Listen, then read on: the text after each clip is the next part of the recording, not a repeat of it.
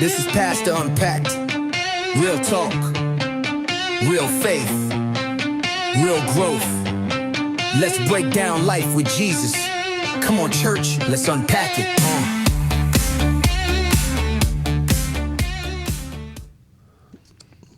Why do young adults feel so alone? More connected than ever, but still empty. Hello, I'm Pastor Bob McCabe from Wadsworth Church of Nazarene. I'm here with Shelby McCabe and Allison Misen, and we're here just to talk about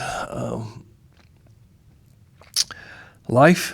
I'm giving my perspective as a pastor, and they're giving their perspective as a young adult. And today we're talking about an interesting topic that you guys are dealing with more than I ever dealt with, and just that feeling of being alone. And why do young adults feel so alone?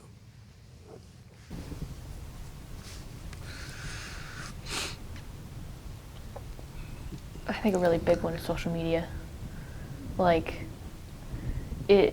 You see all these people doing so many things, and you say, okay, wait, why am I not doing that? I'm behind. I should be here. I should be there. I should be doing this, this, and that. And if I'm not, then I'm far behind, and I'm alone because nobody's around me. In moments of silence, I know people who are like, I can't be alone. I can't sit by myself and be alone because I actually feel my loneliness. And it's the connection to so many things in the world that we can see now without going to experience it that leaves us feeling more empty than we even know sometimes. I agree with that. Definitely social media, and I think just phone usage altogether. We are so tied down to our screens. But I would say that you lose friendships, and you'll learn this out of high school. You just lose those connections, and you kind of have to figure it out for yourself. Yeah. And you'll get more friends. Yeah. It'll be fine. But I think when I came out of high school, that hit really hard. And then all the friends you do have, or you go off to different colleges, you're not with each other anymore, and you have to make it on your own. You have to find your own group, and that's where in college, it's you discover who you truly are really gonna be, in my opinion. And I also feel we're young and we want to be independent, so we're not gonna ask for help. Even when we're struggling the most, sometimes I find it really hard to surrender and be to the Lord, I need help. And I think if you don't ask for help, you can feel really secluded really fast. And Yeah, I'm a people person. I love being around people. Yeah.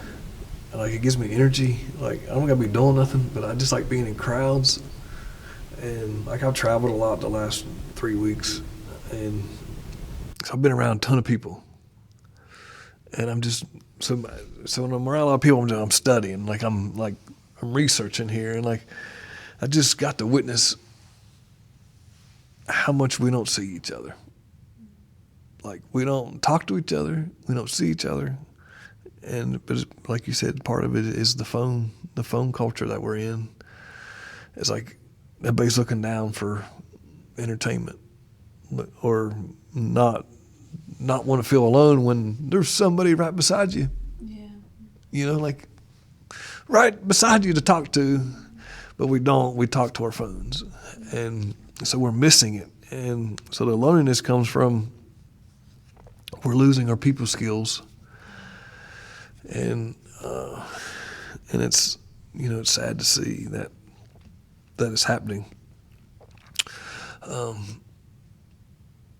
Because we just don't see each other, and stuff can happen, and we can no longer be witnesses of stuff because we're never looking up to help people that may something happen to them. I don't know. I didn't see. I had my head down.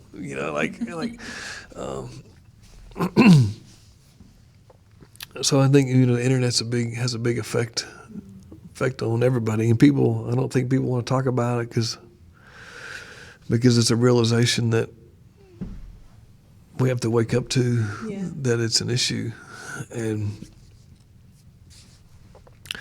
because like I've been Ethan's apartment at school, and there's 6 of us sitting around on the couch, and they're all looking down on their phones, not talking to each other. But then finally somebody would stop, get off the phone, and like Ethan's got all these old video games on the system. So somebody would start playing all the old video games, and guess what everybody would do? Everybody would get off their phones, and they'd be talking and mingling and playing. And it's like, that's where you guys should have been an hour ago, you know? Like somebody's got to push them to drop the phone, to witness. And the biggest and that was the biggest complaint that I was hearing with Ethan out there was dating was difficult. And I was joking around with him, but I was being serious. I was like, guys, give me a week, I'll have you guys all dating somebody. Oh yeah. And they're like, well, how would you do that? I said, well, I'd take all your phones, and I would say, go outside, go out and mingle, right? Go out and do stuff with them. They don't conversate. Right. They're on their phones. Like they don't know. Like, and like they were talking about this girl on campus who knew everybody. Like she's outgoing, and like we need her. And she's been starting to set people up. Like she's working on. And I'm like. And so they was wanting her to create a dating app for her for the school to help people connect. I'm like, no, it's not. You don't need all that. All you gotta do is look up, look around you, and mingle. And my thing is, man, it's gonna keep getting harder and harder and harder. I agree. And it's not gonna. But we just have to be intentional. And it's like Ethan, his first couple of years at school, he was roommates with guys that were really shy, not people didn't want to be around people, and so that made Ethan stay back in his room. And I was telling him all the time, go do stuff, get out there, you know, like you got 4 years of this, and then what do you want to look back at your college career and say, I just played video games and hung out in my dorm and did nothing? Like that's not the college experience. Yeah. You know, like there's more. I mean, you can have that, but then there's more. There's people, there's connections. My lifelong connections are from John Wesley College, a church of 100. I got 10 people in my life that I went to school with that have helped me today in ministry. Yeah. And so who you're connected to in this season is going to determine your connections to life. And if you're busy on your phone, we're losing that connection. Yeah. So what age did you get a phone? Remember what age you got a phone? I think I was 13. Ooh. I was not 13. You were 15. Yeah, I was like 15. And that was like after 2 years of begging and groveling on my feet. Yeah. But yeah, no. I was like 15. And I didn't get social media until I was like 16. Well, Yeah, it was a year later. I wasn't allowed to have it until a year later. I could message people, that was it. I just needed one, like, because that started to be the communication method. And when I was homeschooled and went to go play basketball for the middle school, they'd all text in the group chat, hey, wear this, like, we're wearing these jerseys to practice. This is what time to show up for here. And I had no idea because I didn't have a phone. Yeah. So my mom's phone was connected to it. And sometimes she wouldn't see the text messages and it would just be a whole thing. So they finally gave in because I wasn't supposed to get one until I was like 14. Yeah. So, but my siblings were not happy about that. So do you wish it would have been later for both of you? Or did it not really matter? No, but I wish my parents would have set more limits. Like, I think they're like, all right, here's your phone, take it and run with it. Like, I wish they would have been like, okay, you can have your phone, but like, turn it in at this time. And I wish they would have been a little more cautious about social media. Mom was cautious about Snapchat, but Yeah, stupid. That's stupid Snapchat. but yeah, Taking I think pictures. I just think I remember when it come out. so frustrating because you see the kids horrible. just taking pictures, stupid pictures, and posting. I was like, what are you doing? You're like, it's not communicating. I mean, you're communicating through a picture, but you're not learning how to communicate with words. Yeah. And so, yeah, I just wish more boundaries. And that's okay. They didn't understand at the time, and I'm not going to fault them for that. Yeah, because the thing is with it is once you go there, you can't go back. Yeah. And that's just where we are with it. And like I can tell Ethan had it later, and I can tell Shelby had it later, because I can see them still seeing people. Like I can see them not looking down when they're walking around, and they're trying to witness their surroundings. And so I'm glad that that's happening, but it's so easy to get secluded in an environment by just looking down. Like you just, you know what I mean? Just, when you're here, you're missing out on the world. And so it's just going to be a constant battle, because if we don't address it, there's going to be more and more loneliness and more bad decisions, because social media is going to push you there, because it's going to make your decisions, and because you're not, there's not accountability. If you can't talk to somebody and they talk to you back and hold you accountable, then you can find what you want and then you pour it into yourself. There's this one guy that he does social media stuff, but he's trying to show the positive, like algorithms. People blame algorithms for what the world's turning into. But the guy was like, let me prove to you that it's not the algorithm, it's you. And so he would say, all right, open your whatever social media you want to use for videos and stuff. He said, type in cute cats. I want to see cute cats. And he said, type in, I want to see something good happen. And he said, give it 24 hours, and then open your feed up. What are you going to see? Cats and good things. And so what you want to learn, you can get. And so if we want to learn, if we want to doom and gloom and find all the bad in the world, you're going to get it. But if you want to find the good, you can find it as well. And that's where technology is good. It can help you find the good, but you can also find anything. And that's what I think we're forgetting with our phones and technology, is that we can use it for good. Like us doing this podcast is us trying to do it for good. And anything I try to do on media, I try for it to be good, because it's easy to do bad. It's easy to be negative. And when being different is be positive, and because it's not going anywhere. Nope. It's not going anywhere at all. And that's the biggest thing I think when I think about technology is we don't see people. We're losing that connection with people. And I think you guys will see that even as you get older. You'll see it. And but how you deal with it is you got to be proactive in conversation. It was funny when we were flying back from NNU for the visit with Ethan, when we had the plane incident. Where we got to turn around. We're 30 minutes into flight. They're like, we got to turn around and go back to the airport because we have a mechanical issue. So for that 30 minutes, we're all freaked out. Are we going to land safely? Nobody's talking it, but you can feel it in the plane. Everybody's tense. And then a couple hours later, we have to get back on that same plane, and we see the same people aboard. It was the same. It was like deja vu.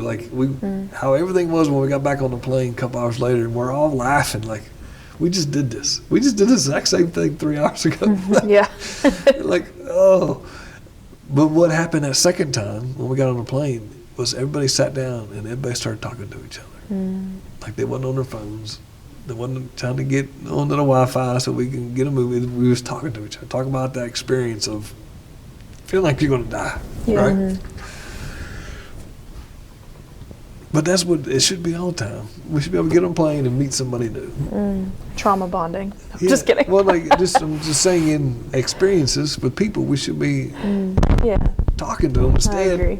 They're right beside us, and we're just leave me alone. Leave me alone. You know, let's get through this. When, like, you probably have more conversations the day you graduate than you've had all this whole year. Because everybody's gonna be excited and talking, mingling, and laughing, looking at people's outfits, and you be taking pictures here and there, but you're not gonna be social media feed looking. Yeah. You're gonna be connected to this important day, and so it's just when we're connected with people, it's important. It's an important time, and so it's so self-inflicted to being alone, and they don't know. We don't know it. Any other thoughts on? Would you agree that probably technology is the biggest thing with people being alone? Yeah. Yes. It stops people from wanting to reach out. Like, I feel like it's really bad for introverts too. Like, I have a lot of friends that, like, if I hadn't gone up to them, they would never have talked to me. Right. Because, like, they talk about how, like, they're like, well, I want to talk to all these people, but, like, I'm scared. And it's like, I think it gets progressively worse with social media, because it's like when you're not going out and just talking to people, like going up to them like, hey, like, it's like, and I agree, like, it's normal to be on your phone now. It's not normal to go up and talk to somebody. Like, you're weird if you do that. Yeah. And I think that is crazy how we've gotten to that point. Yeah. And that's what trying to figure out how do we face that. Yeah, and that's what makes faith kind of hard, you know? Like, so if you can't even talk to somebody, how are you even supposed to share your faith and get to that point? Yeah, because the person who's on the phone, the introvert's on their phone, their relationship is the phone. Yeah. And you take that away from them and they're like, look, what do I do? Like my youngest son, Timothy, I took his paperwork, I'm taking it to the office, but he has his packet where they asked him stuff, school asked him questions. And one thing he said was, he said, I'm working on my confidence. And talked about how he was trying to have more gumption, and so it was cool to see, like, even at his age, he's seen his weakness, and he's trying to figure out how to be better. Because that was the biggest thing we struggled with him was the confidence a couple years ago. Even leading up to coming here last year was like we didn't know how he was going to be, and the craziest thing is what broke him loose was the bear suit. It really did. Because he didn't want to come to church yet. Like he was just because he was used to me not being the pastor for most of his life I wasn't a pastor, and so we were just going to church, and so when we did the VBS and we was getting ready for and I was making videos with the bear, and he loves costumes. Like that was his escape from reality, was putting on a costume, and he turns into whatever, and he gets to play, and he put that bear suit on at the church and started walking around, and people started embracing him as the bear. Like he's like, oh, people like me. Like it's I remember that. And so for weeks he wanted to wear it. Yeah. But then it happened. Like he had the confidence now. He didn't need the suit to walk up to somebody and talk. And so now he's messing with all the guys out there in the Welcome Center, and so he's working on confidence. But because I seen that, it's making me realize,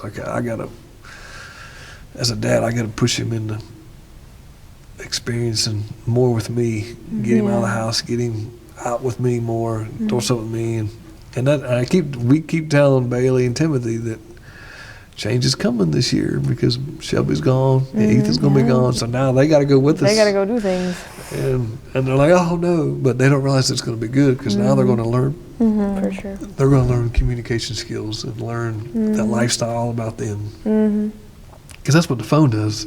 It's all about you. And when we can get to the point where it's both, it's you and me together, figuring it out. And so it's going to be interesting to watch him grow as he gets older, and hopefully build that confidence in him that when he'll be good to go. But it's cool how it's just amazing how he can see that at 10 years old that he's that's what he's dealing with. That's really sweet. Yeah. And he's doing more things. He's like riding his bike. He's going out and doing all these things, and it's like, oh my gosh, like I can't believe it. Yeah, he's just working on growing up. Yeah, and it's an amazing thing to see. Oh, Yeah. So I could go down a whole rabbit hole talking about this, but I won't.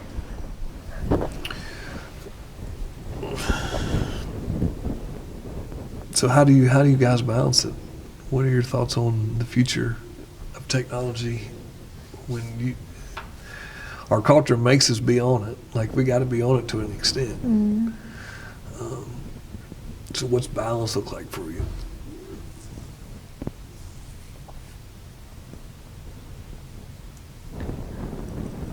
Experiencing the things around me while also using what's at my fingertips for good. Yeah. Like, I will definitely use the technology at my fingertips during college, but I also, I have, growing up with extrovert parents who talk to everybody, it really helps when you want to go talk to people, because you're like, okay, we're gonna breathe and I'm gonna go talk to this person. I'm like, hey, I can do that. And so it's that's my balance. It's using technology for the things that I need it for with schoolwork, and then going out and using my personality for the better. yeah, I think it's helped. I agree, having parents that aren't sucked into their phones. Dad got us out a lot when we were kids. Made sure, we weren't on our phones all the time. So I really appreciate him for that. And even before phones, we had tablets and stuff, or the iPods or whatever. But yeah, I agree. You can use your technology for good, and I think people are discovering that. There's a lot of people who do ministry stuff through TikTok, and they're figuring it out. You know what I mean? And I also think there's a healthy balance of not being on your phone and being present. It's a cool atmosphere, like the church atmosphere.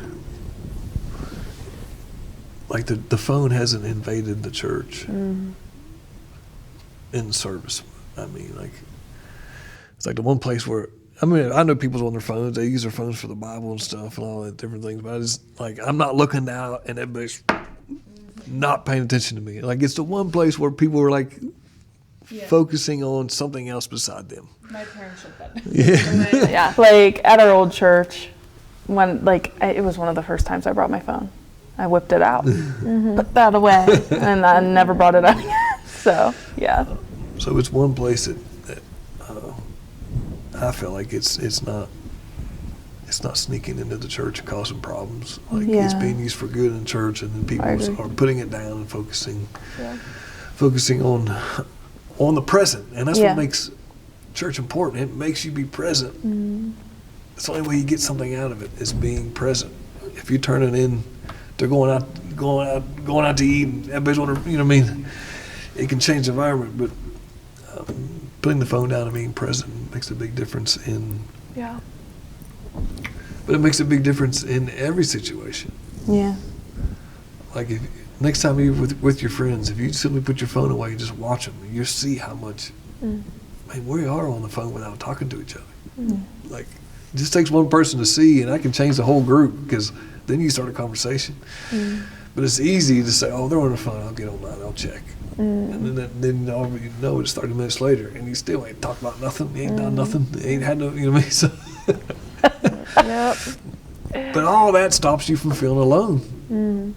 Having 30 minutes of conversation or having enjoyment with somebody can be a game changer for their whole life. Yeah. Realizing that there's more to life than living in somebody else's world when you got your world. Ecclesiastes 12:1 says, "Do not let the excitement of youth cause you to forget your Creator. Honor Him in your youth before you grow old and say, life is not pleasant anymore." Wow. So the Lord's saying, live your life, enjoy your life, but honor Him. Right? All this stuff that you guys got, to use at your hands, use it, because one day you'll be older and you're going to look at the next generation and say, oh man, like, you're going to want to start looking at life as not pleasant. But that comes from how we look at the world. If we're looking at the world through a negative lens, we're going to grow up saying life's not pleasant. Yeah. But if we grow in the Lord saying, all right, use me, let's see the good, then you grow up saying, man, love the Lord your God with all your heart, right? So it's a different mindset. So just remember that because when you start going in the workforce and you're having breaks with people, talk to them, make them get off the phone and talk to them. Right? Yeah. And as you go to class and school and hang out with students, make them talk to you because they don't know they need it like you need it. Yeah. And that's important. That's why do young adults feel so alone? We forgot how to see each other. So we just need to see each other. That's a good answer. It's Pastor Unpacked. Thank you guys. This is Pastor Unpacked. Real talk, real faith, real growth. Let's break down life with Jesus. Come on, church, let's unpack it.